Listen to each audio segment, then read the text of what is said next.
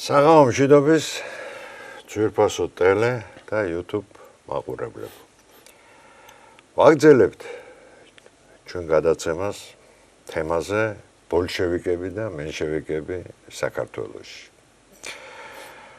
და ჩვენი სტუმარი კვლავ ბატონი სიმონ მასხარაშვილია. ბატონო სიმონ, წინა გადაცემაში შევჩერდით როდესაც საქართველოს დამოუკიდებლობის გამოცხადებაზე. აქედან გამომდინარე მექნება ორი კითხვა. ჯერ როგორ მოხდა ეს რა ვითარებაში მოხდა დამოუკიდებლობის გამოცხადება და შემდეგ 1921 წელს დამოუკიდებლობის დაკარგვაც. რამდენად იყო გარდაუვალი და თუ არსებობდა რეალური შანსი, რომ საქართველოს დემოკრატიული რესპუბლიკა შეინარჩუნებდა დამოუკიდებლობას. მოგესალმებით და მოდით შევეხოთ პირველ რიგში 1917 წლის მოვლენებს დამოუკიდებლობის გამოცხადებას, როგორც კი რუსეთში დაემხო იმპერატორის ხელისუფლება, უпроსოდ ნიკოლოზის და ასე ვთქვათ გაურკვეველი ფორმულებით გადადგა მისი ძმა, თუ ნაბოკოვის მიერ შედგენილი აქტით მოხდა მისი გადადგომა. მომენტალურად საქართველოში გამოჩნდა აი ძალა, რომელსაც ჩვენ შეიძლება უწოდოთ ილიას მიმდევრების ძალა, რომელიც ყველაზე მეტად ამოყრილი იყო შემდეგ ორგანიზაციებში. ეს იყო წერა-კითხვის გამავრცელებელი საზოგადოება, რომელშიც სხვა ჩვენს აქტიურ ნაწილად სოციალ-დემოკრატები, არც კომუნისტები, ბოლშევიკები და არც მენშევიკები არ იყვნენ მაინც და მაინც აღბეჭდნები, მაგრამ ეს იყო ის ორგანიზაცია, ის ძალა, რომელიც მართლა ქართულ ენას, სიტყვას, ლიტერატურას, საერთოდ ქართულ სულისკვეთებას ავრცელებდა მთელს ერში. მეორე ეს იყო. ბოდიში შეგაწყვეტინებ, ძალიან ბევრი იყო, მათ შორის სხვათა შორის სასულიერო პირი. რა თქმა უნდა, სასულიერო. მე და აი ამის თქმა მინდა რომ ეს ძალა ყველაზე მეტად იყო აღბეჭდილი სხვათა შორის ერთი აი პროცენტულად რო იყო ქართულ სასულიერო მოღვაწეთა შორის. რა თქმა უნდა იყვნენ კოსმოპოლი, პრორუსია, ისეთი როგორც ხო დიმიტრი აბაშიძე და ვიღაცები, მაგრამ ძირითადი ნაწილი აი ცნობილი კირიო საძაღლიშვილი წმინდა მოწამე მანამდე აწუყოდ მაგ პერიოდისთვის გარდაცვლილი წმინდა გაბრიელ ქიქოძე, ძმები კარველაშვილები, ქართული გალობის აღდგენელები, ქართული სულიერების, ქართული მწერლობის, მათ შორის რუსული წარმოშობის ძმამით, მაგრამ დედით მირზაშვილი, დიდი მიხეილ საბინინი, რომელმაც მთელი ჩვენი ჰაგიოგრაფია გადაგვირჩინა. აღარაფერს ვამბობ წმინდა ამბროს ხელაიაზე, წმინდა კალისტრატე ცინცაძეზე. ეს ადამიანები კირიო საძაღლიშვილი ახსენეთ ეს ჩვენი ეკლესიის მამა და ასე უდიდესი წმინდანი და მათთან ძალიან მჭიდრო დაკავშირებული იყო სწორედ ეს ექვთიმე თაყაიშვილიც, ჩვენი დიდი მამა, ექვთიმე ღვთისკაცი და ასე შემდეგ. ეს ადამიანები და მესამე ასეთი ვთქვათ დაწესებულება ორგანიზაცია, რომელიც ცალსახად ქართულ ეროვნულ საქმეს ემსახურებოდა, ესეც ილიას ჩანერგი სხვა ორგანიზაციებთან ერთად, რა თქმა უნდა, ეს იყო სათავადაზნაურო. საადგილმამულო ბანკები, როგორც თბილისის გუბერნიის, ასევე ქუთაისის. ესენი ფინანსურად უზრუნველყოფდნენ საქართველოს ეროვნულ საქმეებს. რა თქმა უნდა, არ უნდა დავივიწყოთ და ძალიან ამ ბოლო დროს მიფუჭეჭებულია დრამატული საზოგადოება, ასევე ილიას თაოსნობით წამოწყებული და მისი დასის, რომლის ახლა ჩვენთვის ყველასთვის ცნობილი ღალატი თუ განსაკუთრებით სამშობლო დავით ერისთავის მართლა ეროვნულ მანიფესტად იქცა როგორც გვეუბნებოდნენ და მართლა ესე იყო. და სოფელ დადიოდნენ და სულისკვეთებას აღვივებდნენ ყოველ ქართლში ქართულს და მამული შუღურს. მოკლედ ეს ორგანიზაციები სათავადაზნაურო გიმნაზიები, რომლებიც რატო ერქვა ეს მართლა თავადაზნაურობა კი არ სწავლობდა იქ მხოლოდ არამედ ეს იყო სათავადაზნაურო ბანკის მიერ დაფინანსებული ქართული გიმნაზიები, რომელიც ატესტაციის ძლეოდა ზუსტად ისეთი რანგისას, როგორც იყო კლასიკური გიმნაზია, მაგრამ სადაც ასწავლდნენ საქართველოს ისტორიას, სადაც ასწავლიდნენ ქართულობას და ქართულ ენას და ასე შემდეგ. და აი აქ იოსებ ოცხელი ცნობილი თქო ქუთაისის გიმნაზიის მეტაური აქ საქართველოში მაგალითად ძალიან ცნობილი პედაგოგი ვარლამ ძიძიგური იყო და არა მარტო ისინი, სხვები და სხვები ხა ჩვენი ერის სერიოზული ღირსეული. აი ამ ძალების ორგანიზება სხვათა შორის ძალიან სწრაფად განხორციელდა და 1917 წლის მარტშივე პირველი უდიდესი ეროვნული აქტი განხორციელდა საქართველოს ეკლესიის ავტოკეფალიის აღდგენა გამოცხადა პირველ საეკლესიო კრებაზე. საეკლესიო კრება სწორედ შედგა აი ამ წერაკითხვის გამორჩენებელი საზოგადოების, სათავადაზნაურო ბანკის, ჩამოთვლილი მოღვაწეების და რა თქმა უნდა, ჩვენი დიდი სასულიერო მოღვაწეების მონაწილეობით და მათ შორის პირველ პატრი ძალიან დიდი დამსახურებით. კი ბატონო, უნივერსიტეტის დამაარსებლები მე ვინც ხდებიან, სხვა შორის ისინიც ის დასი. ანუ ეს არის რა ილიას მიმდევრების დასი. უნდა ითქვას ერთი რაღაცა, რომ სხვათა შორის ვისაც აირჩევა შემდეგ პირველ პატრიარქად წმინდა კირიონ უდაბნოწამეს, ის ჯერ კიდევ გადასახლებაში იმყოფება ამ დროს. ანუ ეს იცით როგორ იყო, ეს არის, აი ეს იყო ზუსტად ის შემთხვევა, როდესაც ყველანი იყვნენ ერთი საქმისთვის და ერთნი ყველასათვის. როდესაც თქვა, ვინც უნდა გამختارიყო პირველი წინამძღოლი შეიძლება აქ არ ყოფილიყო, მაგრამ ეს აკვე მაინც გამოვიდა. იმიტომ რომ ეს ყველაფერი უკვე იყო მომწიფებული დიდი ილიას, ილე ჭავჭავაძის მიმდევრებისა და სიყვარულის წიაღში. და ეს განხორციელდა 25 მარტისთვის ავტოკეფალი აღდგა. რაც შეეხება პოლიტიკურ, თქვა, თემას, შეიქმნა ეგრეთ წოდებული ოზაკომ, ეს იყო ამიერკავკასიის საგანგებო კომისარიატი დროებით მომთავრობა. ჩამოაყალიბა, რა თქმა უნდა, საბჭოების კურირებით სულად რუსეთის საბჭოების ჯერ პეტროგრადის და მერე რუსეთის, რომლის სათავეშიც მოიხსენებათ იქ ჩხეიძე დგას, მაგრამ ოზაკომის სათავეში პარიტეტული პრინციპებით შევიდნენ ქართული, სომხური, აზერბაიჯანული პარტიათა ყველაზე აქტიური უბრალოდ საქართველოს სოციალ-დემოკრატების წარმომადგენელი, მაგრამ თავმჯდომარედ მეტაურად გამოაცხადეს ყაზაკი ხარლამოვი, რომელსაც რა თქმა უნდა არაფერი არ გაეგებოდა თქვა და აქაური ეროვნული საქმეების და რაზე ხო საუბარი. რეალურად 1917 წლის მარტიდან ნოემბრამდე საეკლესიო მიმართულებით ხდებოდა საქმე, ანუ ჯერ ავტოკეფალის აღდგენა გამოცხადა, მერე პატრიარქი აირჩიეს კირიო საძაგლიშვილი. ოღონდ სხვა მხრივ ეს პოლიტიკური პარტიები იმდენად არიან ჩართული, სოცდეკებს გულისხმობდა ესერ ქართველებს. სრულიად რუსეთის პოლიტიკაში, რომ მათ საერთოდ არ ახსოვთ ეროვნული საქმე.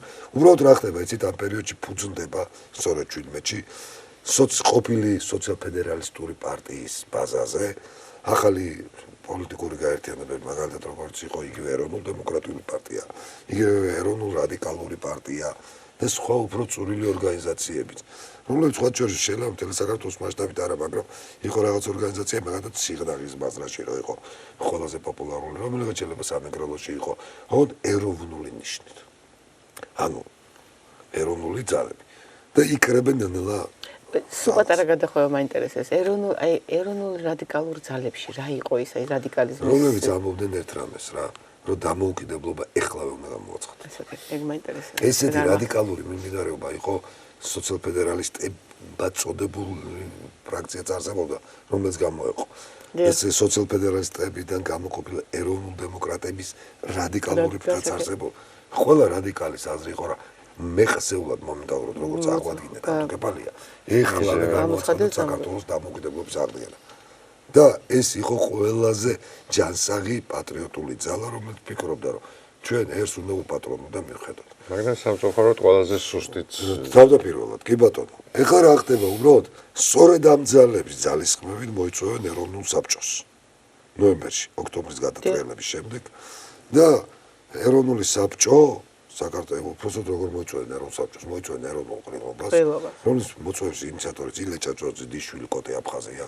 ამ ყრილობას დაფუძნება საქართველოს ეროვნული საბჭო, ეს არის რა თქმა უნდა თანამედროვე გაგებით არასამთავრობო ორგანიზაცია, რომელსაც ევალება ქართული ინტერესების დაცვა და ქართული ეროვნული სამხედრო შენაერთების ჩამოყალიბება. და სხვათა შორის ამ ჯარის მიმართულებით ძალიან დიდ ინიციატივას გამოიჩენს გენერალი ილია ოდიშელიძე, რომელიც იყო ჯერ კიდევ მეფის ნაცვლის უფროსო დროს ნიკოლოზის ძე უმცროსის რომანოვის პერიოდში კავკასიის ფრონტის ჯარების შტაბის უფროსი, მოლოსის ინფანტერიის გენერალი ხდება, ძალიან სერიოზული სამხედრო პირი და მან ყველაფერი იქნა, რომ მთელი რუსეთის იმპერიის კავკასიის ფრონტის შეიარაღება საქართველოში დარჩენილი იყო და რა მაქსიმალურად შეენარჩუნებინა ქართული შენაერთები. სამწუხაროდ ეხლა ყველა ქართული კავკასიის ჯარი ბრძოდა რუსეთის სხვადასხვა ფრონტზე იყო მოდებული და ეხლა ერთ საათში და ერთ წუთში ესე ყველას ორგანიზება არ ხდებოდა. ამ ყველაფრის საფუძველზე, როგორც კი ჩამოყალიბდა საქართველოს ეროვნული საბჭო, ასევე სომხებისა და კავკასიელ მუსლიმთა ეროვნული საბჭო, რომელსაც აზერბაიჯანი დაერქმევა, ისინი თბილისშივე გაერთიანდნენ და გადაწყვიტეს, რომ საერთო კავკასიის კომისარიატი გაეკეთებინათ. ანუ ანდრეხო მეფის ნაცვალი მართავდა, მე ვითომ მოზაკომი. ანუ საგანგებო კომისარიატი. მოდით ახლა კავკასია მართოს კომისარიატი თავმჯდომარედ აირჩიეს ისე ვიქაც როგორც ეროვნულ საბჭოს თავმჯდომარე დოე ჟორდანია. იმიტომ რომ ვიმეორებ, ეს განწყობებია რომ სოციალისტებს ცემენ ძალიან დიდ პატივს საქართველოს. აქაც აირჩიეს ევგენი გეგეჭკორი. თავმჯდომარედ კავკასიის კომისარიატის. მაგრამ ნახეთ რა ხდება. ეს ეროვნული ძალები არსებობენ, წვალობენ რომ რაღაცა ქართული, თქვა, პოლიტიკური სეგმენტი შეაკოციცონ და მაინც როცა ყრილობას იწვევენ, იქ ყრილობაზე უმეტესობა სოციალისტი გამოდის და სოციალისტებს ირჩევენ და სოციალისტები ამ თვეებში და დღეებში ძალიან ნაკლებად ზრუნავენ საქართველოს დამოუკიდებლობაზე, მათი მთავარი საზრუნავი არის რუსეთის დამფუძნებელი კრების არჩევნები. მართალია ბოლშევიკებმა გადატრიალება მოახდინეს პეტროგრადში, მაგრამ დარწმუნებულნი იყვნენ რახან პოსტა, ტელეგრაფსა და რკინიგზას ისინი აკონტროლებდნენ, რომ აუცილებლად მოიგებდნენ ოფიციალურად ჩანიშნულ დამფუძნებელი კრების რუსეთის პარლამენტის არჩევნებს და ბოლშევიკები ამაყად და მტკიცერ წმენით წავიდნენ ამ არჩევნებზე. მოკლედ დამფუძნებელი კრების რუსეთის დამფუძნებელი კრების არჩევნები არ გააუქმეს, რომელიც ჩატარდა ახლა ყველა ერთ საათში ხოლმე ჩატარდებოდა მაშინდელი ვთქვათ კომუნიკაციის საშუალებით. მოლე დეკემბრისთვის ეს ყველაფერი დავდავდა და იანვარში შეიკრიბა პეტროგრადში დამფუძნებელი კრება, სადაც აღმოჩნდა რომ უმცირესობაში თან სერიოზულ უმცირესობაში იყვნენ ბოლშევიკები. და გაუმარჯვეთ ესერებს, რომლის გამარჯვებასაც არავინ არ ელოდა. მაგრამ ყველაზე პოპულარული რუსეთის სივრცეში ეს პარტია ყოფილა. მაგრამ რა და ერთ დღეში ბოლშევიკებმა ისინი გაყარეს, რაც იქცა იქ სამოქალაქო ომის მიზეზად. მაგრამ აქ ხებულობ ძალიან საინტერესო სურათს. აღმოჩნდება, რომ დაწყებული კარლო ჩხეიძე დამთავრებული ნოე ჟორდანიეთი. ყველა მეტნაკლებად ცნობილი სოციალ-დემოკრატი, ვინც თვით რუსეთის დუმის წევრიც არ ყოფილა. ვისაც მანამდე შეიძლება რაღაც სერიოზული პოსტი არ წერია, ყველანი იქნენ არჩეულნი აი ამ რუსეთის პირველ პარლამენტში. ესე იგი 1918 წლის იანვარში ეს ჩვენი ქართველი სოციალ-დემოკრატები სხვა შორის გაცილებით მეტი ქართული სოციალ-დემოკრატია აღმოჩნდა ქართველი რუსეთის პირველ პარლამენტში ვიდრე ქართული ბოლშევიკი. ქართული ბოლშევიკებიდან ერთადერთი სტალინი იყო პეტროგრადიდან არჩეული. დანარჩენი მაშინ აირჩიეს, ხო? პეტროგრადმა აირჩიეს. პეტროგრადის მატროსებმა სხვა შორის სტალინი აირჩიეს. მაგრამ სოცდეკები აირჩიეს 1000-ზე მეტი. ძალიან სერიოზულად მთელი ეგრეთ წოდებული სოციალ-დემოკრატიული ფრაქცია იყო ქართველების. იმ საკავშირო და რო არ გაერეკა სვერდლოვს. მაშინ ასე ვთქვათ, კონდახის ძალით პეტროგრადში ეს სოციალ-დემოკრატები, რა თქმა უნდა, ეს ჩვენი ქართველი შემდგომში რამდენიმე თვეში დამოუკიდებლობას რო გამოაცხადებენ, თბილისში ალბათ არც ერთი არ იქნებოდა, რომ პეტროგრადში იქნებოდა. და იზრუნებდნენ რუსეთის განვითარება გაძლიერებაზე. მაგრამ გამოყარეს კონდახი და პანღურით პეტროგრადიდან და აღმოჩნდეთ საქართველოში. აქ თბილისში მეფის ნაცვლ სასახლეში შეიკრიბნენ ქართველი, სომეხი და აზერბაიჯანელი. საკავშირო ასე ვთქვათ, რუსეთის დამფუძნებელი კრების წევრებად არჩეული პიროვნებები და ჩამოაყალიბეს დროებითი ამიერკავკასიის წეიმი. რომ სანამ არ დაბრუნდება დემოკრატია პეტერბურგში, ჩვენ ახლა აქ ვიქნები და ამიერკავკასიას მივხედავ დაბანაკებული. და ცოტა მეტი ლეგიტიმაციისთვის ეროვნული ძალებიდანაც როგორც ქართულმა სოცდეკებმა, ისე სომხებმა და აზერბაიჯანმა შემოიკრიბეს სხვებით. პრემიერ-მინისტრის ფუნქცია დაეკისრა, რა თქმა უნდა, ამიერკავკასიის კომისარიატის მეთაურს ევგენი გეგეჭკორს და რა თქმა უნდა, ამიერკავკასიის სემის თავმჯდომარედ არჩეული იქნა სახელგანთქმული ნიკოლოზ ჩხეიძე, რომელსაც სახელი ნიკოლოზი ესირცხვილებოდა და კარლოც იწოდებოდა. კარლ მარქსის საპატივსაცემად. აი აქ უბრალოდ მათ აერიათ საქმე რატომ? ლენინის მთავრობა წავიდა გერმანიასთან და ოსმალეთთან მოლაპარაკებებზე, რომ ომი შეეწყვიტათ, ეგრეთ წოდებული ბრესტ-ლიტოვსკის მოლაპარაკებები. ჩვენ სოციალ-დემოკრატებს იანვარ-თებერვალში კიდევ ერთმა რამემ შეუშალა ხელი. ეს შენაერთებს ჯერ კიდევ რუსეთის იმპერიის დროიდან დარჩენეს და იქ ძირითადად ქართული და სომხური შენაერთები დარჩა. ეკავათ ტრაპიზონიც, ერზურუმიც, ვანიც და ბაიაზეთის და ასე შემდეგ. და აი აქ სომხურმა შენაერთებმა დაიწყეს ოსმალების ხოცვა-ჟლეტო. ანუ ეს შეიძლება შურიზიება იყო თუ რა ათეულათასობით მუსულმანი დახოცეს. რასაც რა თქმა უნდა ოსმალეთი ვერ გაუჩერდებოდა, რაღაც სერიოზული პროცენტი იყო იმისი, რომ ოსმალეთმა ძალიან დიდი ძალების კონცენტრაცია მოახდინა და უკვე შემოუტიეს სომხეთს. მართალია, სულ 24,000-მდე ჯარისკაცი იყავდათ და 10,000-იანი შენაერთი იდგა იქ ქართული გენერალ რა ქვია გაბაშვილის მეთაურობით. მაგრამ თვითონ მოსახლეობაშიც დაიწყო აჯანყება, იმიტომ რომ არზრუმის მაგალითად მუსულმანები დასახლებული უბნები ვანის საერთოდ პირწმინდად იქნა განადგურებული. და მას ახლა უკვე რეაქცია რა თქმა უნდა მოყვებოდა. ბუნებრივია და არც საერთაშორისო მხარდაჭერა არ და ვერ ეკნებოდა თქვა სომხურ შენაერთებს და ამას შედეგად მოყვა ეგეთი რაღაცა, რომ იყო უკან დახევა. სხვათა შორის ერთი რაღაც თქვა ვაკიმ ფაშამ. რახან ქართული შენაერთი იყო ტრაპიზონთან და უკვე ეს სომხებმა რომ წააგეს წოლები და ერთგვარად ალყაში მოექცა, ენვერ ფაშის მითითება იყო, რომ თხოვე რომ სანამ ქართული შენაერთები არ დატოვებენ ტრაპიზონს, მანამდე არ შეხვიდა რომ სისხლისღვრა არ მოხდეს. და რეალურად ჩვენი შენაერთი სისხლისღვრის გარეშე გამოვიდა.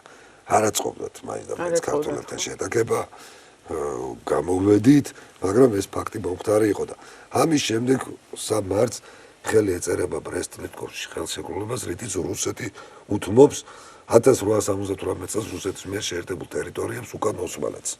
ანუ ბათუმის, ყარსისა და არდაგანის ოლქები გადადის მათ შემადგენლობაში.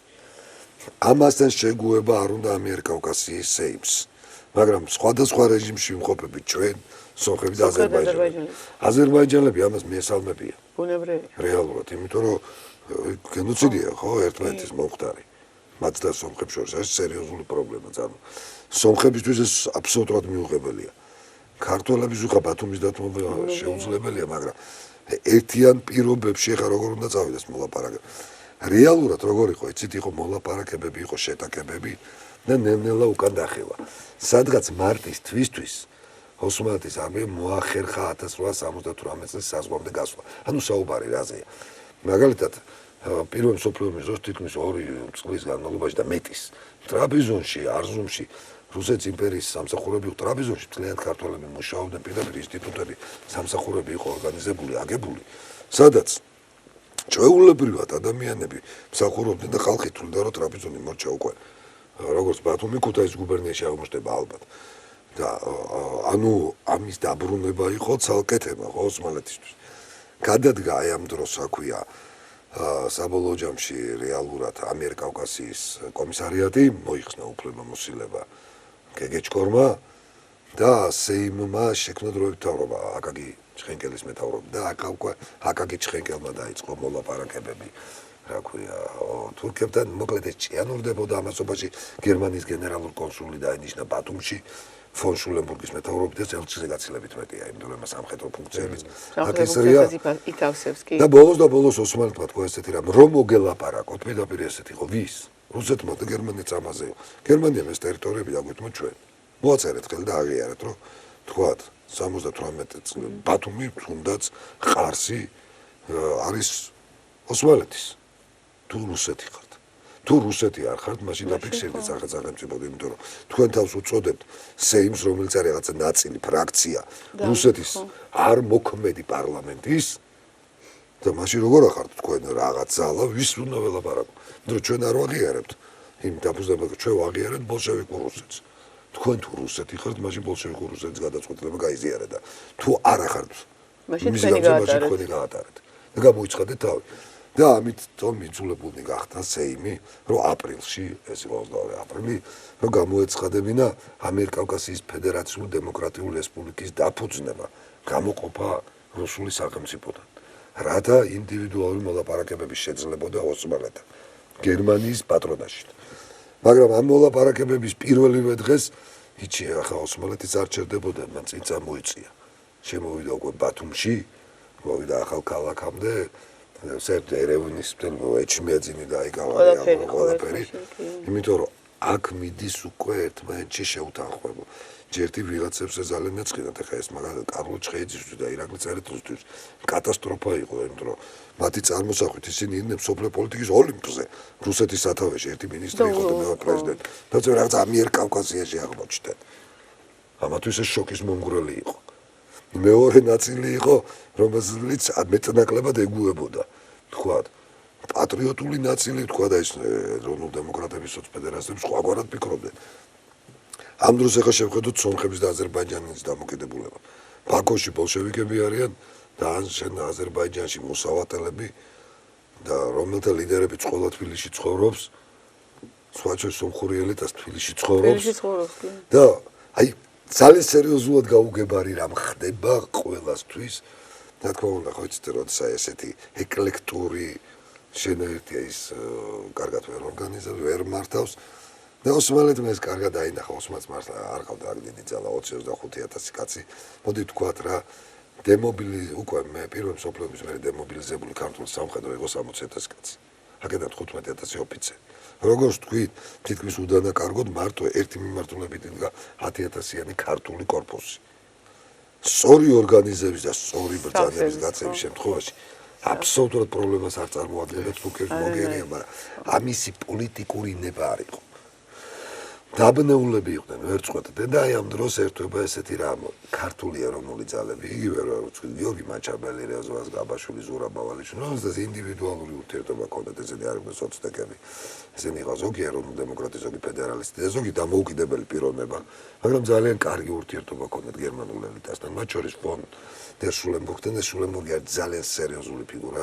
ეს მე ჰიტლერის ელჩია სტალინთან 1941-ში ომი რო გამოცხადება. და სხვათა შორის რომელიც წინააღმდეგი იყო გერმანიისგან ამ თავდასხმის და ეს ძალიან სერიოზული მოღვაწეა. ამ კაცზე ალბათ ცალკე გადაცემებია გასაკეთებელი და შულენბურგი სთავაზობს ესეთ რამეს ქართველებს, რომ საბოლოო ჯამში სურათი ესეთია, ჩვენ ოსმალს ვერ გადავემტერებთ. და გერმანია ფაქტობრივად მოკავშირეების გარეშეა. სატელიტებით იბრძვის, ხო? დანარჩენ მსოფლიოს წინააღმდეგ ბულგარეთი და ავსტრია თვითონ ფეხზე ძლივს დღეს. ეს ოსმალეთიც გერმანულ სარდლობაზეა დაფუძნებული რეალურად და მათ ინვესტიციებზე და ეხლა გადავიმტეროთ არ გამოვა. კავკასიაში ხო რაღაცა უნდა დაუთმოთ, იმიტომ რომ გერმანიამ წაიღო ბრესტ-ლიტოვსკის ზავი, მთელი ბალტიისპირეთი, პოლონეთი, ბელორუსი, უკრაინა, მოლდოვა და ოსმალეთს რაღაცა უნდა დაუთმოთ, ხო? რა თქმა უნდა, პირდაპირ არის ცნობილი შულენბურგი ამბობს და მე ფონ ლოსოვიც, არავით არის ჩვენი ინტერესი არ არის, რომ ან ბათუმი, ან მანგანუმი, ან ქვანახშირი, ან ნავთობსადენი თურქების ხელში იყოს, არანაირად ეს არ გვინდა. ეს ყველაფერი გვინდა, რომ იყოს ჩვენი მოკავშირის ხელში, თქვენ ხელში. მაგრამ ამიტომ რაღაც უნდა დავთმოთ. და ეს დათმობი ჩვენთვის არის სომხეთი, რომლის ინტერესი საერთოდ არ გაგვაჩნია. და თუნდაც აზერბაიჯანის გარკვეული ნაწილი, ხო? იმიტომ რომ ბაქო ნავთობის გატანა მსოფლიოში ერთადერთ შეიძლება ბათუმის გავლით.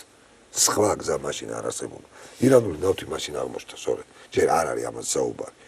და განსაკუთრებით მანგანუმია ძალიან მნიშვნელოვანი, მსოფლიოში ყველაზე სერიოზული საბადო სწორედ მაშინ ჭიათურის არის და ეს არის სამრეწველო გადატრიალების ეპოქა და ფოლადი მანგანუმის გარეშე ვერ მზადდება. წარმოიდგინეთ ახლა რამხელა მნიშვნელობა აქვს და რა თქმა უნდა გერმანია ამის დათმობას და ჩვენ ტელეგრაფის სულაც არაფირებს.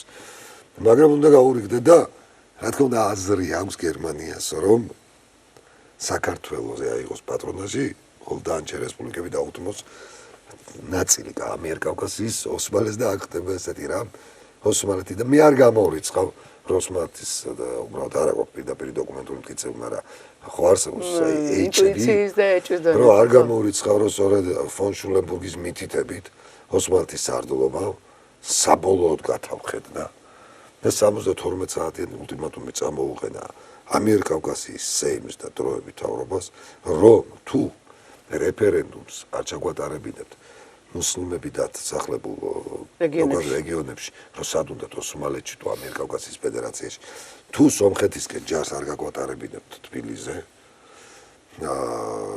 მაშინ გაძლევთ 72 საათიან ულტიმატუმს, რომ შტურმს ვიწყებთ თბილისში. ამათ ომი არ უნდათ მთავრობას სოცდეკებს. ახლა მსოფლიო პოლიტიკა აინტერესებს, რა მოხდება, როგორ მოჩება პირველ მსოფლიო ომი, ლეიბორისტები უფრო მეტ ქულას დაიწერენ ბრიტანეთში და კაუცკი და სხვა სოცდეკები თქვა გერმანულ სივრცეში და ავსტრიაში თუ ისევ შენარჩუნდება ეს კაპიტალისტების მმართველობა ამაზე ზრუნავს და ფიქრობს ეხა ჭყეიძე წერეთელი ჟორდანია და უნდათ ეხლა ეს გაუგებრობაში და ოსმალეთთან საქმე რა არის ნახეთ მაქსიმალურად ბლოკავენ სადაც შეუძლიათ არმიის აქტიურობას მათ ძალიან კარგად იციან რომ ქართველი სამხედროები ნაომარი ხალხი არ არის სოციალისტი არც ბოლშევიკია არც მენშევიკია არიან სამშობლოს მოყვარული არიან ნაციონალური ძალები და თუ ძალიან დიდ აქცენტს გააკეთებენ და მოაგებინებენ საქართველოს გადაარჩენინებენ სამხედროებს ძალიან კარგად გრძნობენ რომ ხო ეს სამხედროები აიღებენ ძალაუფლებას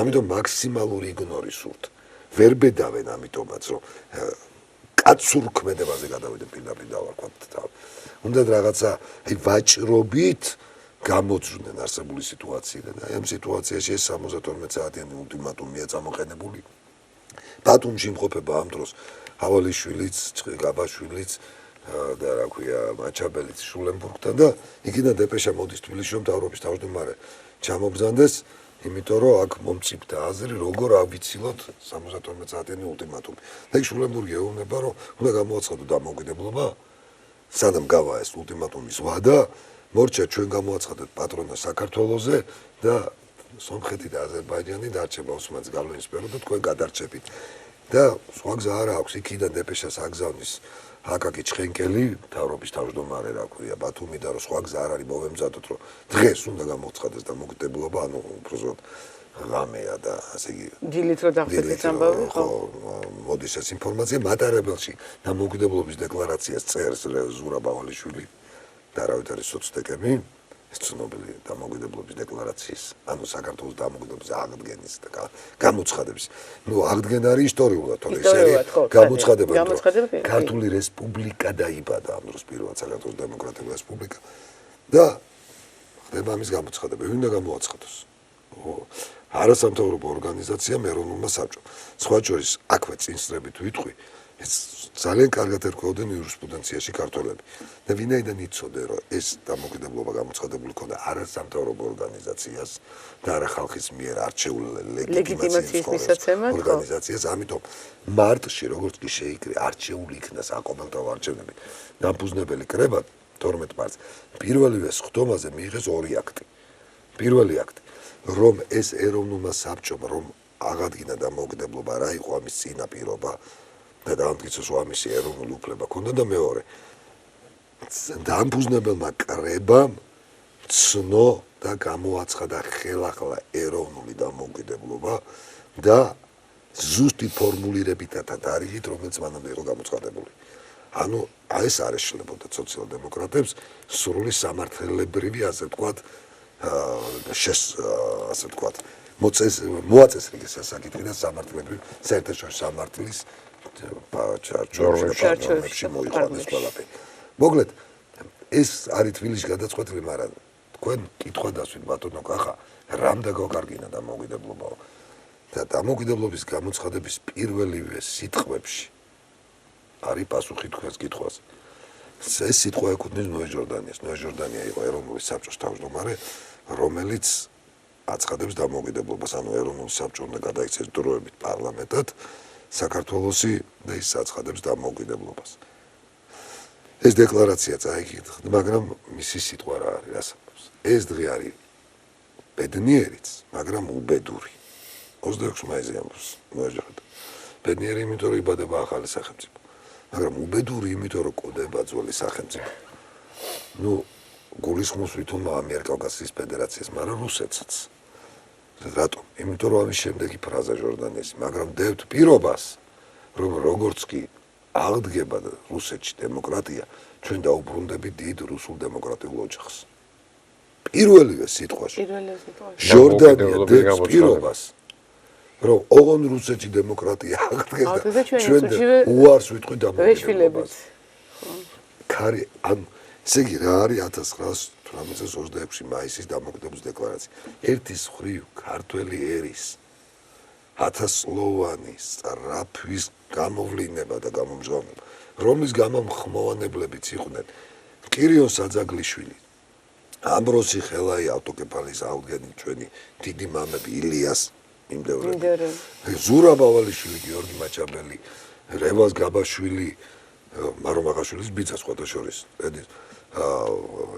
ეკატერინეშვილი ხო ილიას მიმდევრები და წარმომადგენლები რომელთაც მართა სულ და ილიას სული რომელიც მოქმედებდა და ისე დასვა კომბინაცია მსოფლიო ისტორიული პროცესო ეს მომხდარიყო და გამოცხადებულიყო მაგრამ მეორე უბედურება რომ სათავეში გვედგა ხალხი ვინც დამოუკიდებლობის გამოცხადებას კი არ ზეიმობდა დასტიროდა ნოე ჟორდანიას და ირაკლი წერეთლის სახით რომელიც ღვიროდა რომ აშვებით ღუპავთ რუსულ დემოკრატიასო და ამის შემდეგ სხვათა შორის ხო პირველ მთავრობის თავმჯდომარედ აირჩიეს ოდიში და როგორ ფიქრობ სიცოცხლის ბოლომდე ამას არა მე იქ ემიგრაციაში როდესაც ჩვენი ეროვნული საგანძური კარგად ახარჯეს და რა ქვია გაფანტეს გაფლანგეს ამდენი შეეძლოთ და საგანძურს თავრობაზე ლევინში საფლავი შეიძინეს იქ საფლავზე რომ წარწერად ყოფილიყო თან რომ ეს ტყუილია საქართველოს პირველი პრეზიდენტი არა და პრეზიდენტი არ იყო თავრობის თავმჯდომარე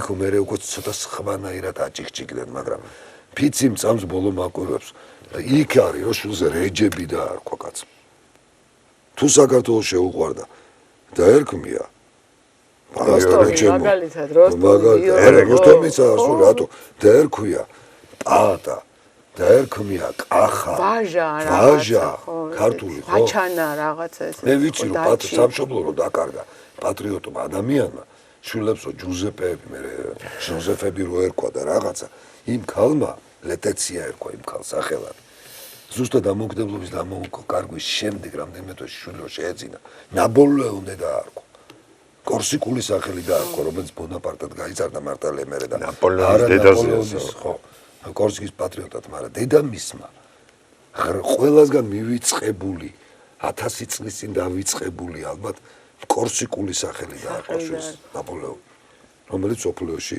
ერთ-ერთ სახელგანთქმულად და ჟორდანიამ დამოუკიდებლობის დაკარგვის შემდეგ შვილს რეჯები დაარქვა რაღაცზე ვლაპარაკობთ რეჯებობა დაივიწყა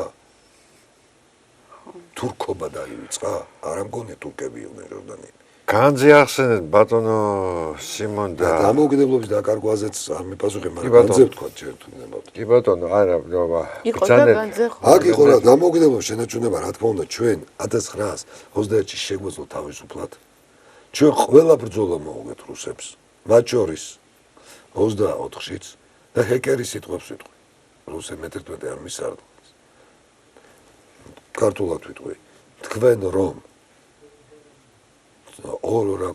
ორი საათით მაინც ფრონტი არ მოგეხსნათ თქვენი გამარჯვება გქონდა მიღებული გადაწყვეტილება უკან დახევის შესახებ და რატომ ზუსტად იმ წუთებში როდესაც მივიდა ფრონტზე ბრძანება ჟორდანიას ეკაბინიტაცის ფრონტის მოხსნის თაობაზე ერევანში დაშნაკებმა ბოლშევიკები დაამხეს და განდევნეს ბოლშევიკური შენაერთი აქ იყო ფაქტობრივად ალყაში ექცეოდა თბილისი ვერ აიღეს ვერ შემოვიდა და თბილისს რომის სრულ ალყაში მოქცევას მილიონიანი არმია ჭირდება ლანდშაფტის გათვალისწინებით დატოვეს საქალაქო ბრძოლების გარეშე ქუჩის ბრძოლების გარეშე მიიღეს გადაწყვეტილება ვითომ ქუთაისში გამომაში მცხეთაში გამაგრდებოდნენ ჯერ ამაზე ოდიშელძე ეძახდა რომ მობილიზაცია არ გამოაცხადეთ მობილიზაცია არ გამოაცხადეს მეორე სავარდლად დანიშნეს კვინიტაძე რომელიც ისე მოკოდა ის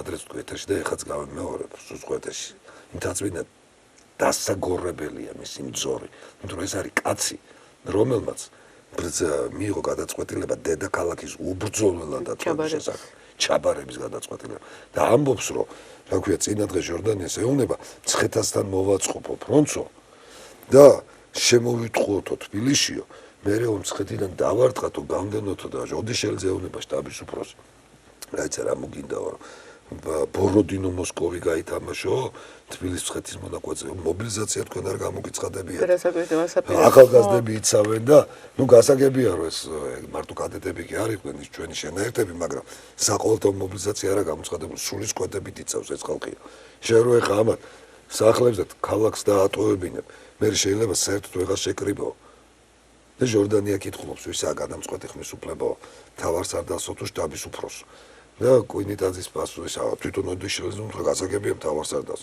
ჯერ რაც ეს იყო გენერალ-მაიორს მთავარსარდალი ნიშნავდა ინფანტერიის გენერალს შტაბის უფროსად ყველაფერს თავიდანვე ოდიშელიძის კვალიფიკაცია სად კუინიტაძის რომელსაც მოგონილი გვარი ქონდა ნაღდი გვარი ჩიკოვანი იყო და რატო გადაიკეთება ამისმა კაცმა არ იცის კიდე ვინ იყო და რა იყო ისე მოხდა ქართული ვერ ისაუბრა ქართული არ იცოდა ტიპი და ამ დროს ესეთი კაცი ყავს მთავარსარდალად რომელიც სხვათა შორის როცა დაინიშნა მთავარსარდალად 15-ში აი ჯაბას ამუშია მიაგნო დეპეშას ცოლსო უგზავნის და რასაც იცით რომ ჩაალაგე ყველაფერი რომ რამდენიმე დღე ჩვენ გასაგზავნე ვიქნებით მთავარსარდალად დანიშნვის დღეს მთავარსარდალად გაქცევას აპირებს ქართველი ძოли ყავდა როგორ ქართველი ძოли ყავდა მეუღლე ქართველი ყავდა რა თქმა უნდა და გაქცევას გეგმავენ სანამ ბრძოლას დაიწყე და რა მოხდა მცხეთაში არ გააჩერა მატარებელი კუინიტაძე გორში გააჩერა რატომ თუ გორში გაეღვიძა ჟორდანიას ამაზე დაიწყეს მე სულ ერთმანეთს აბრალებდნენ ღალატს ჟორდანი ეუბნებოდა რატო არ გააჩერე მცხეთაში და ეს რაც მოყოდა ჯარი რატო არ ჩამოიღო იმიტომ რომ თქვენ გამზადება არ მიმიღებ მეც თუ შეტავდე ხონდა ჟორდანი ეუბნება რომ ჩვენ შევტავდით რომ მცხეთასთან აწყობ არო მაგრამ მე მაინც თქვენ ბრძანებას ველოდებოდი რას თქვენ ბრძანებს თავარსარდალი თუ კუინიტაძეა პრემიერ-მინისტრისას რატო ელოდება ესე უნდა რომ და თქვენ რო ჩაგეძინა თუ ამიტომ არ გავაჩერეო ისე უნდა გაგეჩერებინა კუინიტაძე მემუარებში მე თბილისის დაღუპვას აბრალებს ჟორდანიის ჩაძინება ჯერ ამ ჩააძინა ამის აბა თუ რაღაცა სიყვარული ძალა გაგაჩნია და ჟორდანია კუინიტაძეს რომ მე რომ ჩამეძინა მე რა მას უნდა გაეჩერებინა მატარებელი და ბოლო გორიდან მოტრიალებული იყვნენ უკან და ფაქტს ვიტყვი ჩრდილოეთ კავკასიის მხრიდან რასაც ქვია რა ქვია აი ეს ჩვენი ლარსის გადმოსასვლელი ბოლშევიკების საერთოდ ვერასოდეს ვერ გადმოვიდნენ იქ გიგაური შენაერთი იცავდა ნიკოლინაურის რომელიც საერთოდ ვერ გამოარღვიეს და მე თბილისიდან უთხრესო გზა გახსენითო რაჭიდან მხოლოდ მარტის 10 თვის გამოვიდნენ სოხუმამდე ბოლშევიკები სადაც ლაკერბაია აფხაზიას ნაურის შენაერთები იცავდა სხვებთან ერთად მხოლოდ 4 მარტს მიაღწიეს და საერთოდაც სურამამდე რუსები მხოლოდ 5 მარტისთვის მივიდა მთელი ერთი კვირის განმავლობაში ბოლშევიკებს თბილისის გარდა ვერაფერს ვერ აკონტროლებდნენ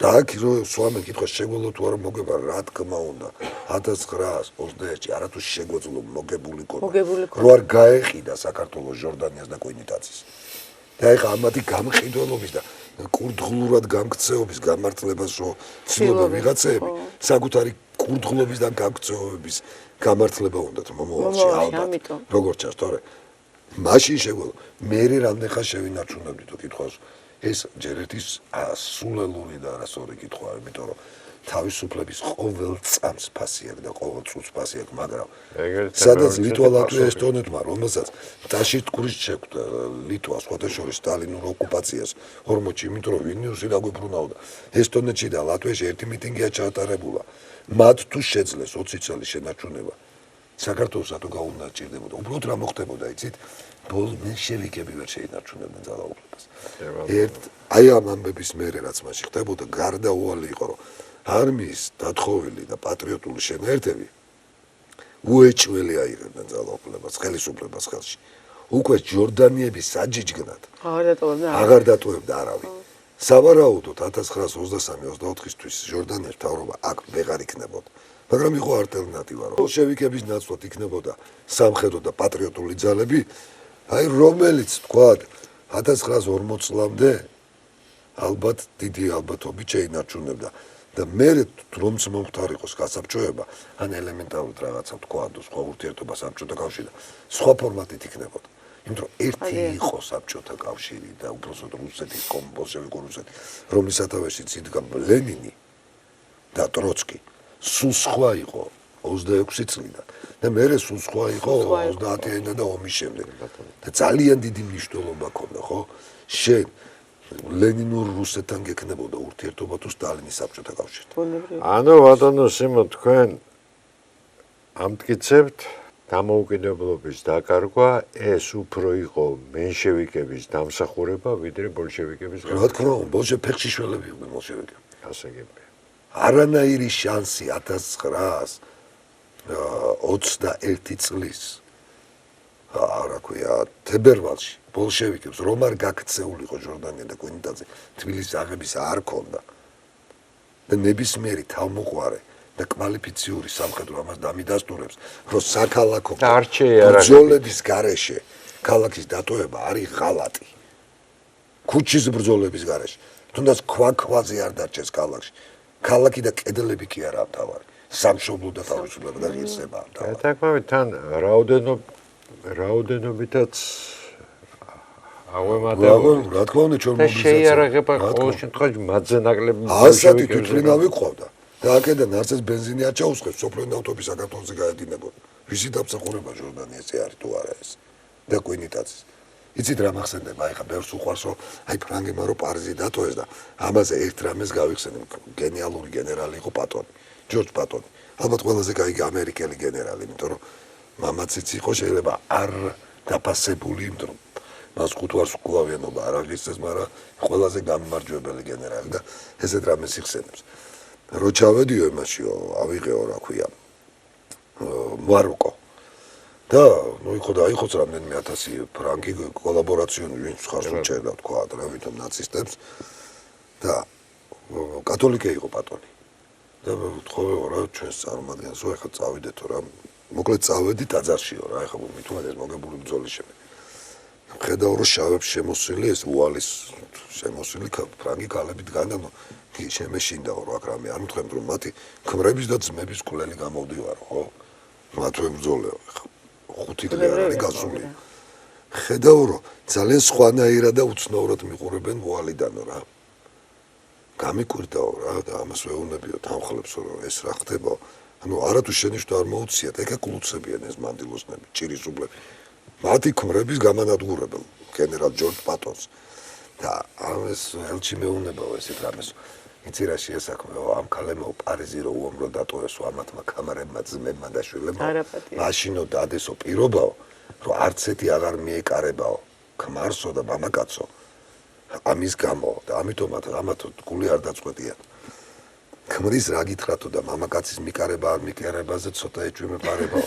იმიტომ რომ მე რო გამოვიარე ფრანგების უბანში ძალიან ბევრი მულატი ბავშვი დარბოდა იქო. ცირეწლოვანია. ხო, აი ეგ არის პასუხი იმათვის, ვინც თვლისო დედაქალაქი შეიძლება დატოვო. დედაქალაქს უომრად მხოლოდ არა კაცი ტოვებს და არა ქალი. კაცი კაცი სიტყვა. დედაკაცსაც ეხება და მამაკაცს. არუმაღაშვილი კაცია. და ჟორდანია და კვინიტაძე არა კაცები. გეთახმებით 1921 წელს მენშევიკურმა მთავრობამ დატოვა საქართველო თბილისში ბრძოლების გარეშე, ქალაქის ბრძოლების გარეშე. დატოვა საქართველო და თან გაიყოლა განძი იმ მიზეზით, რომ ბოლშევიკების ხელში არ ჩავარდნილიყო. აქედან გამომდინარე, მათ პრეტენზია ჰქონდათ, რომ ისინი უკეთესი პატრონები იქნებოდნენ და უფრო მოუვლიდნენ ამ განძს, ვიდრე ბოლშევიკები. ხო ვერ გვეტყვით, რა დაახლოებით რა საგანძურზე, რა რაოდენობის თანხაზეა საუბარი, თუ საერთოდ არის ცნობილი ზუსტად ის რაოდენობა და ის რა რაოდენობა ჩამოვიდა და ვისი დახმარებით თუ ინიციატივით მოხდა ამ განძის გარკვეული რაოდენობის დაბრუნება ისევ საქართველოში. მოდით ვთქვათ ესეთი რა. ამ განძის ზუსტი აღწერილობა ის დადგენა ფაქტობრივად შეუძლებელია, იმიტომ რომ არსებობს ესეთი ცნობები, რომ არავითარი მითი არ არის თამარ მეფის ქოშები ეგრეთ წოდებული.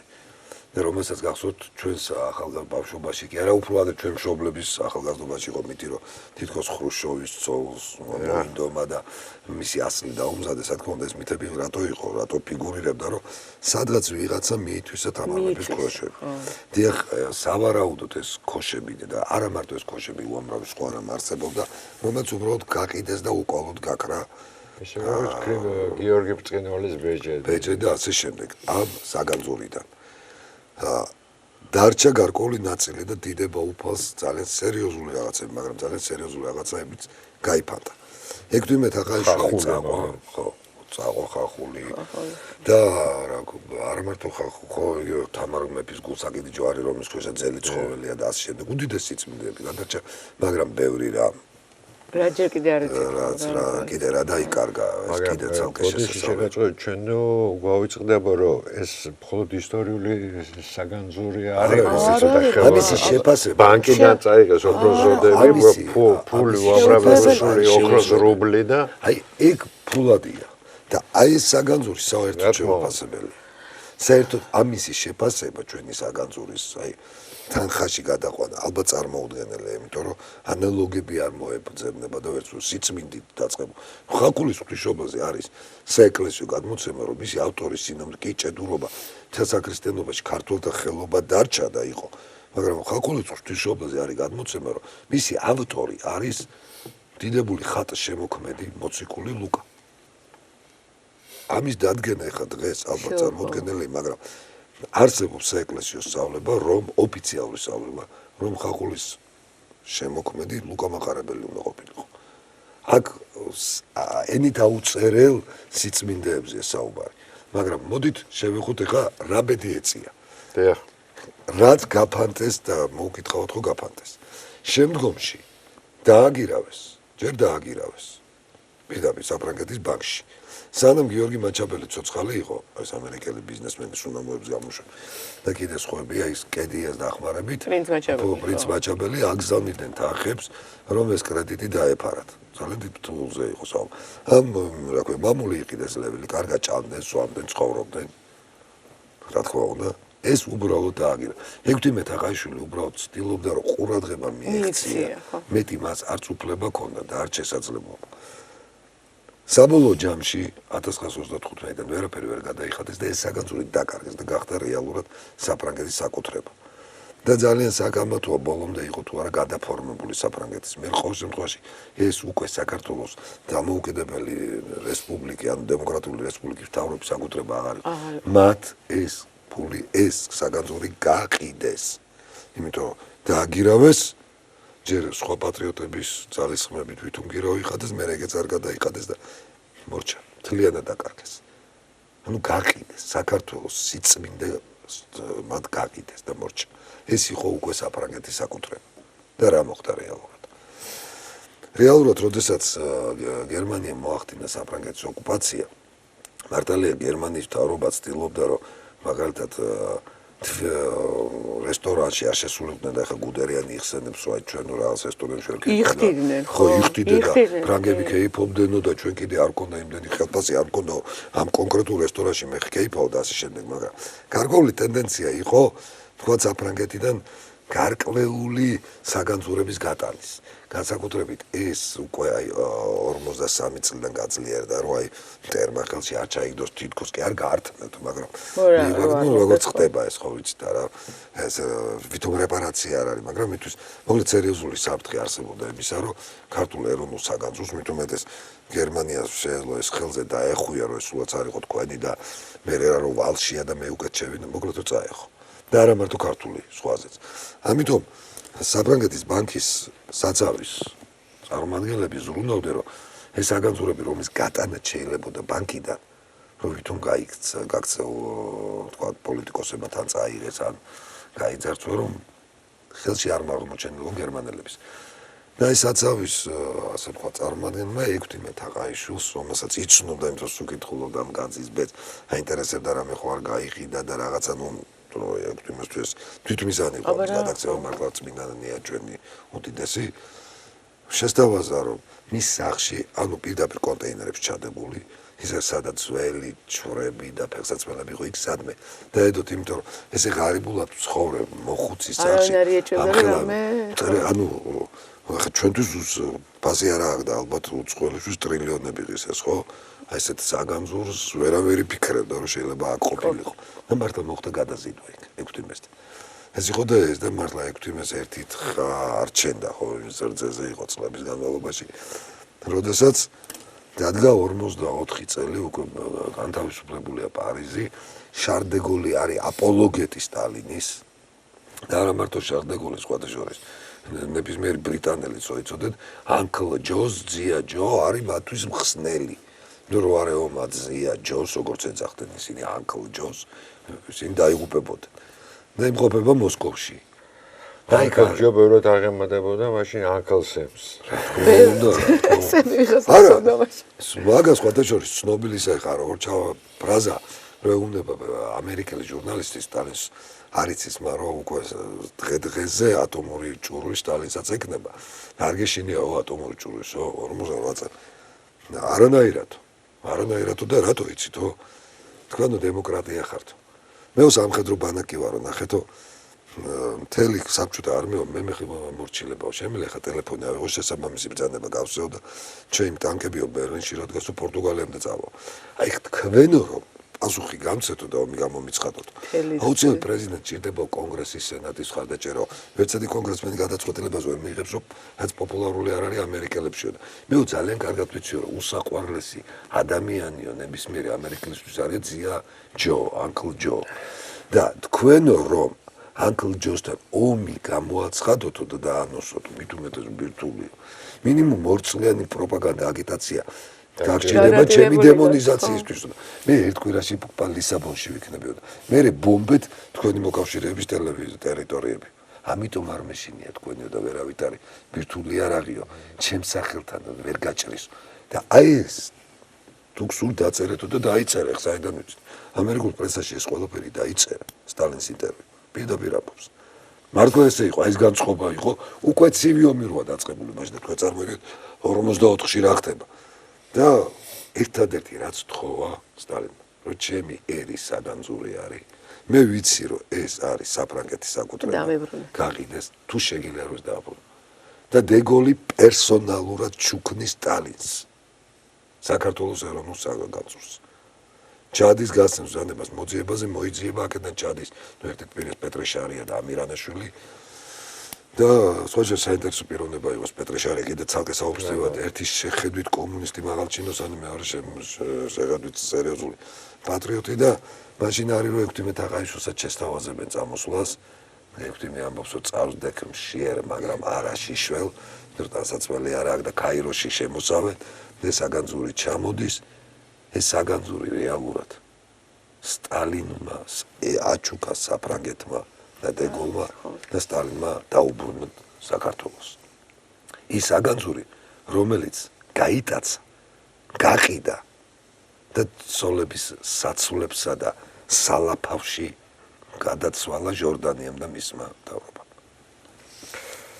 სიმა ბატონო, მე სადაც წინათ მაგ წაკითხული ხარ ამდენად ზუსტი რიცხვებია ვერ გეტყვით რომ აი მარტო ფულად ბანკიდან ოქროს რუბლებზეა და ფუნტებზეა საუბარი დაახლოებით გქონდათ მე მგონი 3 მილიონამდე წაღებული. თან იმ დროს ის ფული პირდაპირ რა 3 მილიონამდე პირდაპირ თუცებს მათ წაიღეს არ დაეზარათ ჭვირნიშნიანი იტალიაში დაბეჭდილი ის ქაღალდი რულონები ასე ვთქვათ, შეკრები, რომლითაც იბეჭდებოდა ზოგიერთი კუპიურა ბონის, ანუ როგორ არის.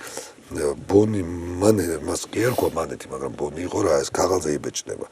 იმიტომ რომ საჭიროა ეგრეთ წოდებული ჭვირნიშანი, ხო, რომელსაც რო გახედავ და არის ჭვირნიშნიანი ჩამოგვიჩვენეს ქაღალდი სპეციალურად ნიმან იტალიის ხაზინამ დაგვიბეჭდა, გადმოგცა, რომელზეც იბეჭდებოდა მაშინ მარტო 500 მანეთიანები. ანუ ეს იყო ზოგიერთი ეგზემპლიარი და რომელსაც სხვა ჭრა ქონდა. და მოკიდეს ხელდა წაიღეს და მათ შესაბამისად უკვე იქ შეეძლოთ რა ვიცი მილიონების ღირებულების ხოლმე ქონდა მასა ისგან ზარბეჭდა. ფულის აბეჭდი წაიღეს. ფული საბჭირეთი არა, ოქროს რატომ ამბობთ? იმიტომ რომ 3 მილიონი ოქროს მილიარდი მაინც არის დავანდელი და თუ მეტი. მეტი. კი, მილიარდი ხო, სადღაც არის მილიარდ ნახევრამდე გამოდიოდა.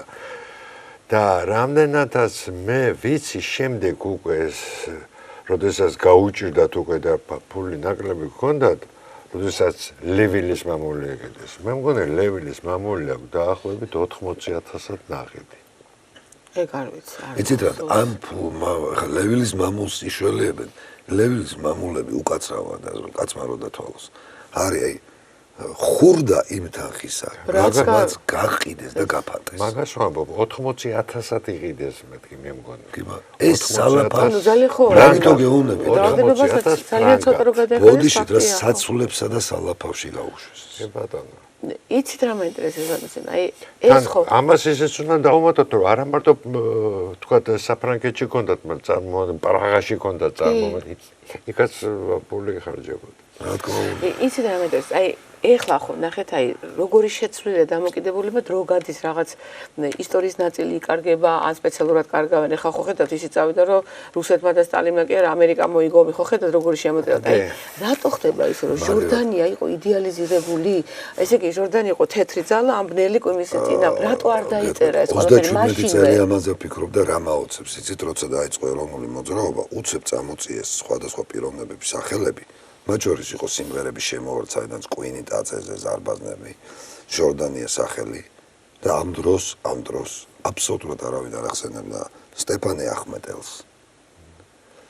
იგივე თქვა ვინც ბრძოლად ერთ ბოლო ბრძოლები მოიგო ჯიჯიხიას ალაგ-ალაგ მარუმაყაშვილი ხსენდებოდა მაგრამ ისიც ეხა ბოლო პერიოდში უფრო წამოვიდა კოტე აფხას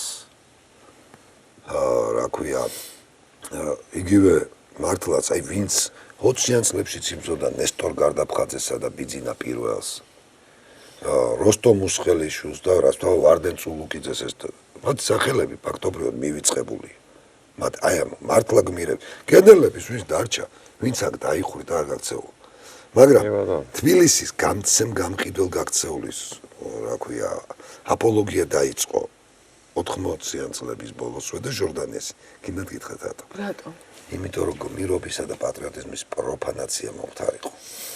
მე მახსოვს მე თვითონ მაგ ერთი შეცნობა ჩადენ და როდის აი რო იტყვიან გონება რო გაგეხსნება და მადლიერი ვარ გვარი წარვიცი იმ სამხედრო აკადემიის ერთ-ერთი სტუდენტის რომელიც უცებ აი ეს სიტუაციაში წამოხდა წინადადება თქვა და აგეხილათ მე რომელიც მათ ლექციას უტარებდი და აბსოლუტურად შემომიტრიალა 19 წლის ქართველმა ბავშვმა აზროვნება და გეტყვით ახლა რაზე მოგსაუბრებ. და რა თქვა მათ?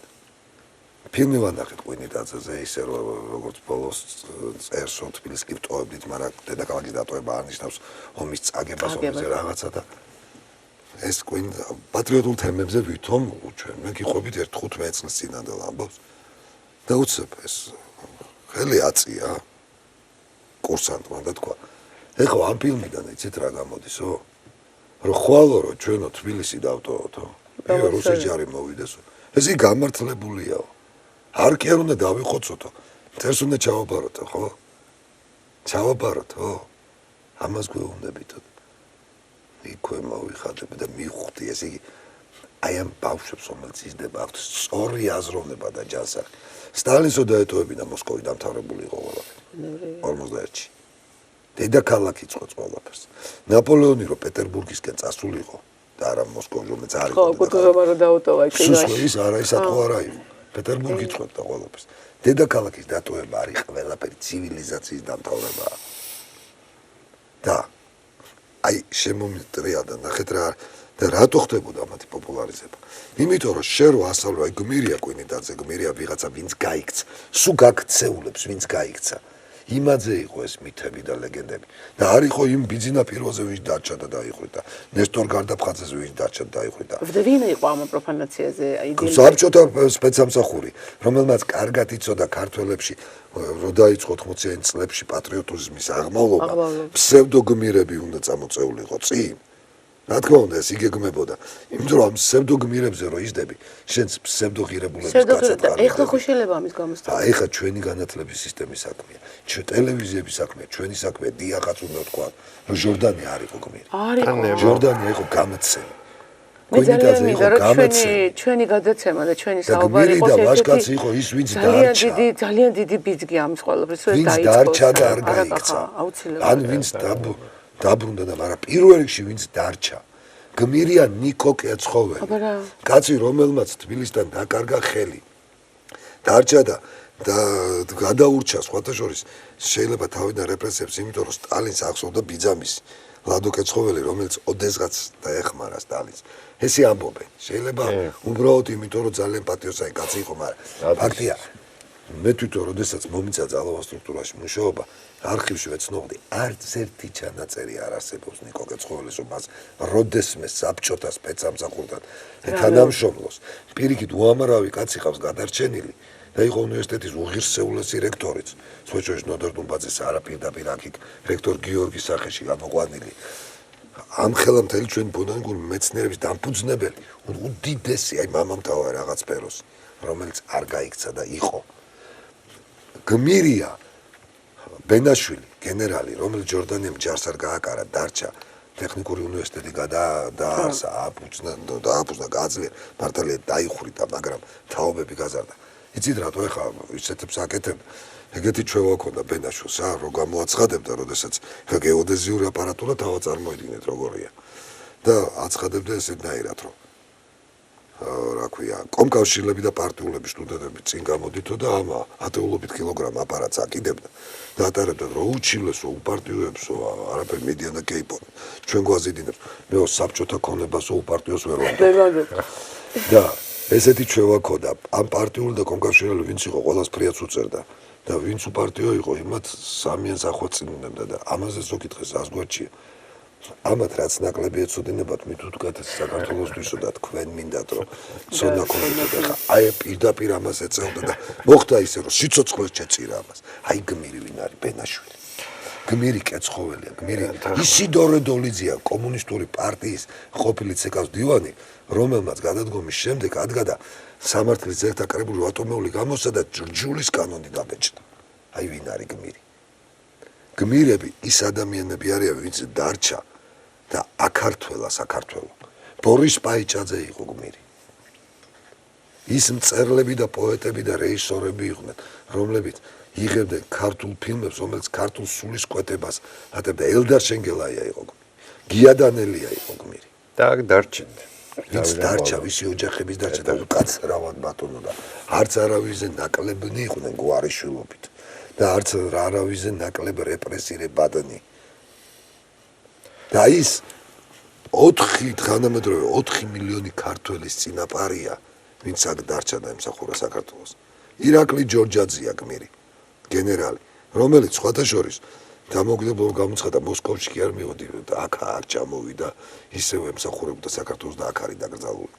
მე მაინც გონია რომ დღეს როდესაც აუცილებლად უნდა წამოიწიოს ეს თემა კიდე ერთხელ, იმიტომ რომ მართლა უნდა ის ვინც ღირსია რომ ის იცოდეს ამ ახალგაზრდობამ ერთი და ისეთ მე მახსოვს ძალიან ისეთი მოქნილი ლავირების უნარი, როდესაც სკოლაში ხა მე სწავლობდი კოლხეთის ცისკარსაც, გვადიბიგვასაც და როდესაც უკვე შეიცვალა პოლიტიკური ესე თქვა ორიენტაცია და აქცენტები, თამაზ კვაჭატირაძეს მიყავდა მაშინ ქართულ ენის ტელეკურსი და იქ მახსოვს რამდენიმე ფილოლოგი ყავდა დაპატიჟებული და ერთმა უთხრა ეს გამოდის რომ ჩვენ ხა პროგრამა უნდა ამოვიღოთო ეს კოლხეთის ცისკარი და გვადიბიგვაც. იმიტომ რომ ეს ფაქტიურად აპოლოგეტია კოლექტივიზაციის. არაო, თამას მოხდა პირიქით, სწორედ უნდა ვაჩვენთო. სწორედ უნდა ესო სატირა არის სწორედ კოლექტივიზაციის და იქნება დროა ჩვენც რომ აი ეს ისტორიული მთელი ეს სინამდვილე ეს ღირებულებები მართლაც წამოწიოთ ისე როგორც იყო და კიდე ერთი იცით, ყველაფერს თავიდან ანებოთ. დღეს ისეთი სიტუაცია რომ აქცენტები და ხალხის იდეების კონსოლიდაცია, ხელოვნური თუ ბუნებრივი გაერთიანება იმდენად მიზერულ რაღაცებზე ხდება და მე მინდა რომ მართლა ღირებულ ხელოვნების შედევრებზე, ნიმუშებზე, ფილმებზე, მუსიკაზე, ისტორიულ ამბებზე ამაზე მოხდეს და რაღაცნაირად მე მინდა რომ ჩვენი გადაცემა ერთ-ერთი ბიძგი იყოს ამ ყველაფრის დასაწყებად. პროფანაციისგან უნდა გავათავისუფლოთ ჩვენი ისტორია პროფანირებული ღირებულებებისგან და ამისთვის თავარი გზა რა არის, იცით? ის მიშულის და ეს მიშულის და ხელგაშლილი მათხოვრები ვდგენ დავდიოდეთ და ესე რო არ დავდიოდეთ ყოველმა ქართველმა. აი ვინც აქ დღეს ცხოვრობს, ვინც არსად არ გაიქცა და შესაბამისად თვითონ იმ ადამიანს, ვინც დღეს საქართველოში ცხოვრობს, უნდა ეამაყებოდეს და წამდესო ის მძლეთამძლეა, ის ყველაფერს გაუძლებს. მას ქართულ ენაზე ვერავინ ვერ დაავიწყებს, მას ქრისტეს სახელს ვერავინ ვერ დაავიწყებს და მას სამშობლო მიწას ვერასოდეს ვერავინ ვერ მოწყვეტს, ვერც წაართმევს და ის საქართველოსთან ერთად იდიდებს მარად. აი ეს რწმენა უნდა აღდგეს თითოეულ ჩვენთაგანში და ყველაფერს მოერევი და ყველაფერს მივაღწევთ. მოდით თქვენი ამ სიტყვებით დავამთავროთ ჩვენი დღევანდელი გადაცემა. ჩვენ გადაცემის მთავარ კითხვას რომ გავცეთ პასუხი მენშევიკები თუ ბოლშევიკები, მე მგონი შევთანხმდით იმაზე, რომ ფერიფერსა მადლი მართლა. ესეა თუ არა? რა თქმა უნდა. დიდი მადლობა, ჩვენ დელემობრებს.